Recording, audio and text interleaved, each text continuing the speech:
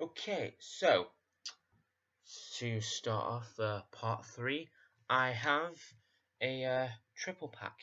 I have Serpico, The Untouchables, and Chinatown. I originally wanted to get it for Chinatown as I've recently come into like watching Roman Polanski because he's sort of a good filmmaker despite all his legal and personal troubles.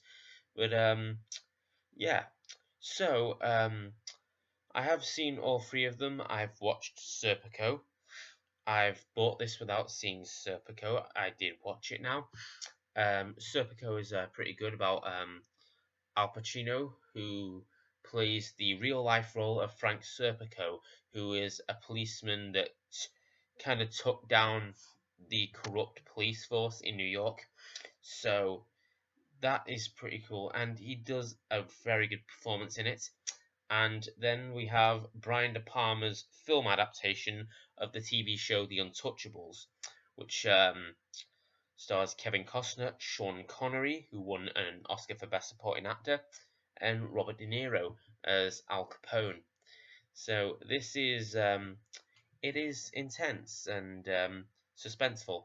And then we have Chinatown, which is a film that is actually studied quite a lot in like universities and stuff about Jack Nicholson playing a private eye who sort of investigates the drought in like Los Angeles, 1920s Los Angeles, and it was the last film that Roman Polanski shot in America. He after that he went and shot The Tenant in somewhere else, and then got like all sorts. And then that incident with Samantha Geimer happened, and he fled back to France. But these are all top films that you probably need to watch. I'm not going to open this because this isn't the actual DVD case that it came in. I had to switch it out for something else due to some issues. But do check out these films. Here's the back. Sadly, the Chinatown disc, or it's only the bare bones DVD disc. It's not the special collector's edition, but still check it out because it is a pretty good movie. And then we have another triple pack, which has Right at Your Door, Hard Candy, and the Mothman Prophecies. I only bought this for Hard Candy, which is a good suspenseful thriller despite the fact that it takes place in the one location. I've not seen the Mothman Prophecies, but Right at Your Door is a pretty okay film. It's a film about there's this dirty bomb that went off in Los Angeles, and it's polluting the air, and the main character had to he has to seal up his house and sort of I think then his wife becomes infected. I've not seen it because I have seen it. I've not seen it in a long time, and from what I can tell, it was okay. It was an okay film. Um, but Hard Candy is a good one. It's the debut of David Slade, who also directed 30 Days a Night and the third Twilight film, Eclipse. And Hard Candy is okay. Sorry, I'm just gonna open this up. Anyways, this is Right at Your Door. Okay film, very good. It's an okay film. I know what you're saying. Like, is it okay? Is it good? Make up your mind. Oh, I'm ad-libbing as I go along. I've not even written the script, so this is what I can conceive from actual memory. But do check it out if you're into like horror or something. And then we have Hard Candy. Hard Candy is very good. It's about Patrick Wilson is this guy. He's a photographer who meets this 14-year-old girl on the internet with the intention of having sex with her, and he takes her back to his house, and the tables turn, and she becomes kind of a psycho.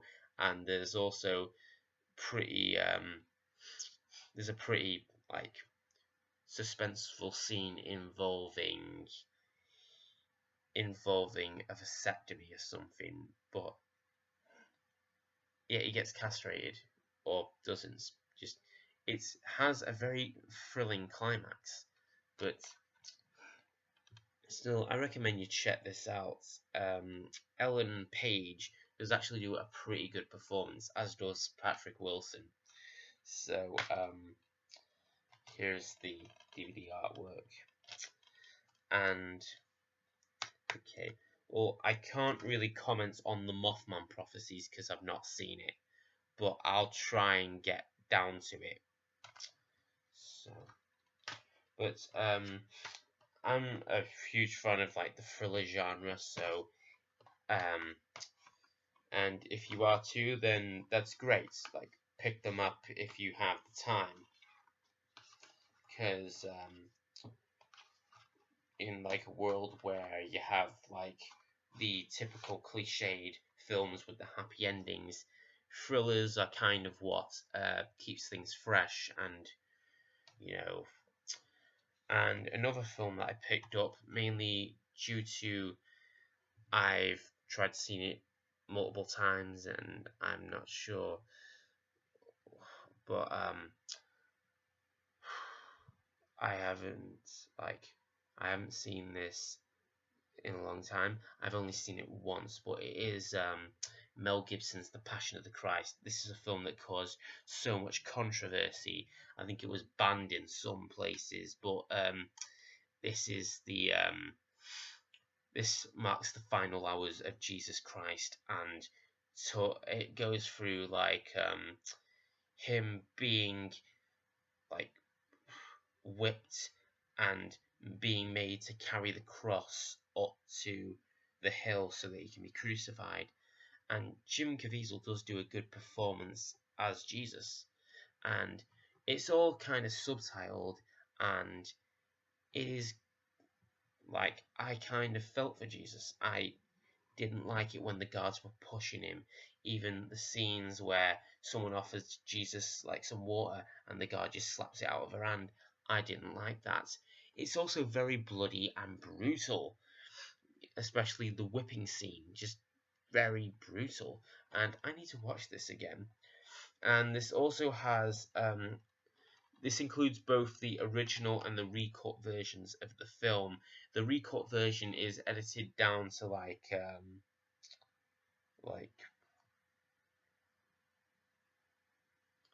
4 or 5 minutes, like, because it was they had to cut down like the brutalness. I've seen the original. I've not seen the recut version because but Mel Gibson is a person like that kind of gets a lot of slack due to his racism and his anti-Semitism. And I've not seen any of the Lethal Weapon films. I have seen Braveheart, but this is a good film. Like, check it out if you're like really religious. Just do check it out because it goes into some hard stuff. Next one I got is Chronicle. This is a pretty good found footage film from the guy that ruined Fantastic Four. I've not seen Fantastic Four. I don't plan on seeing it. I have seen the original ones with Chris Evans. I don't really remember much of Rise of the Silver Surfer, but I'm not going to see last year's Fantastic Four because that's just rubbish.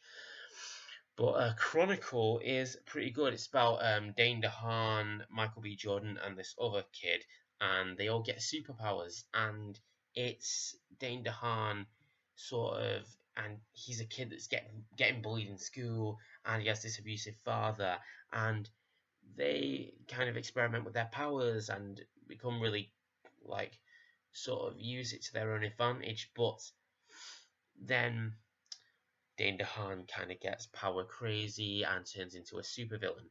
So it is pretty good. I saw it on a plane to Philadelphia once, and it is. I recommend it. I recommend this. Dane DeHaan's performance is good. And the next film I have is last year's Best Picture winner, of 2014. It's Alejandro Gonzalez Iñárritu's Birdman, or The Unexpected Virtue of Ignorance. I liked it mainly due to what drew me to this was the theme of Broadway, because I'm like a very theatrical person. Not in that way. No, no, no. I mean, like, I like theatre. I like theatre. I like musicals and stuff. You know, I have an interest in theatre. And it's about Michael Keaton's character, who used to be a superhero in like films about superheroes. He played Birdman, and this is him like putting on his first big Broadway show, trying to prove that he is an artist, an actor, and not diminished to just this one 80s superhero known as Birdman. And all these people, and it's basically him trying to. Some people have compared it to Black Swan. It's Michael Keaton going insane over being typecast, and the Birdman character is talking in his ear, trying to get him to do another film, and he starts to lose it. And I liked a couple of things like the long take. It's all shot to look like one take, which Alejandro Gonzalez later does in The Revenant. But this is a very good film. It's brilliant. I also watched a documentary that was included, and it was pretty good at how they set up kind of the long takes and how, it's great. I like it. I love this movie. Do check it out if you have to, and but this is pretty cool. And the next film I got was Super 8, a film that I only saw once, and I saw it at school because my teacher rented it, but the room that we were watching it in was so dimly lit that the nighttime scenes I couldn't see a thing. But I'm going to try and watch this. This is from J.J. Abrams, who is the guy that directed the new Star Wars film, which was great. Can't wait for the 3D version that comes out on Blu-ray 3D in November or October, because I'm in England. But anyways, this is about a group of these kids. They're making a movie, and as they're filming at a train station in like the early hours, a train crashes and there's something to do with aliens, and it's cool. It's I'll try and get. This is one I mainly picked up, but I'll try and get around to it. Okay, and the next film I have is Devil, an entertainingly good film, although Nostalgia Critic is kind of right about a couple of things. And it's from M. Night Shyamalan's Night Chronicles trilogy, which sadly, due to the box office failure of this film, is not going to happen. But it's about these people that are stuck in a lift, and one of them's the devil. So, and there's also some Shyamalan type isms in there. So do check it out if like you're in for an entertainingly bad laugh. So I really like enjoyed this, so check it out if you have to. And so I have Entourage seasons 1 and 2. I've only seen season 1. I have not seen season 2. I have also seen the movie of Entourage, which was quite good, despite it getting a bad rap. And it's basically about a struggling actor and his career. And that's all I can pretty much say about that. He has this entourage of his friends, and some of them are a little narcissistic, but that's it. So anyways, stick around for part 4. Bye.